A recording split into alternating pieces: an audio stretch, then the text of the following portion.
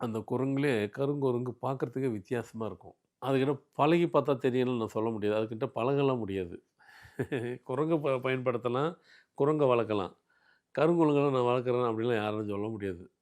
அதெல்லாம் வளர்க்கவும் முடியாது. 29ஆம் தேதி பிறந்தவங்களும் கருங்குரங்குக்கு உண்டான ஆக்டிவிட்டீஸ் என்ன இருக்கோ அப்படியே இருக்கும். அவ்வளோ பவர்ஃபுல். அப்படி பவர்ஃபுல்னா என்ன அது? ஆனா அந்த 29 யார் அதிகமா இருப்பாங்க? பெண்ணா ஆணானாக்கா 90-90% பெண்கள் தான் இருப்பாங்க. கருங்குரங்கு பார்க்குறதுக்கு அழகா இருக்கும். 29 பார்க்கறதுக்கும் அழகா இருப்பாங்க. நீங்க பழகுனன்னு வச்சுக்கிறங்க, அவங்களுக்கு பிடித்தமில்லாத பேசினவன், பிடித்தமில்லாத எதனா செஞ்சாங்கன்னு வச்சுக்கிறங்க, அவ்வளோ ஃபோர்ஸா குரங்கு எப்படி ஃபோர்ஸா அடிக்குமோ, அந்த அடி அடிப்பாங்க அவங்க.